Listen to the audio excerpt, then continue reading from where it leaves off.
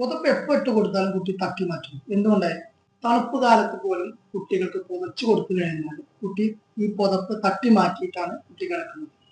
മുതിർന്നവർക്ക് തണുപ്പ് കൂടുതലായിട്ട് അവർ പുതക്കുന്ന സമയത്ത് കുട്ടികൾക്കും കൂടി അവരെന്താണ് പുതപ്പ് ഇട്ട് കൊടുക്കും, അല്ലെങ്കിൽ പുതച്ചു കൊടുക്കും. ഈ സമയത്ത് കുട്ടി ഉറക്കത്തിൽ തന്നെ അറിയാതെ തട്ടി മാറ്റുന്നു. ഇത് എന്തുകൊണ്ടാണ് കാണുന്നത്? ഒന്നാമതായി നമ്മൾ മനസ്സിലാക്കേണ്ടത്, കുട്ടികൾക്ക് മുതിർന്നവരെ അപേക്ഷിച്ച് അവിടെ തെർമൽ റെഗുലേഷൻ, ശരീരത്തിന്റെ താപനില നിയന്ത്രിക്കുന്ന മെക്കാനിസം മുതിർന്നവരെ പോലെ ഡെവലപ്പ് ആയിട്ടില്ല. അതുകൊണ്ട് തന്നെ അവർക്ക് ശരീരത്തിന് താപ നിയന്ത്രണം ശരിയായ രീതിയിൽ നടക്കാതെ കൊണ്ട് അവർക്ക് കൂടുതൽ ചൂടാണ് അനുഭവപ്പെടുന്നത്. രണ്ടാമതായിട്ട് കുട്ടികളുടെ മെറ്റബോളിക് റേറ്റ് മുതിർന്നവരെ അപേക്ഷിച്ച് കൂടുതലായിരിക്കും. അത് കാരണത്താൽ അവരുടെ ശരീരത്തിന് കൂടുതൽ ചൂട് അനുഭവപ്പെടും.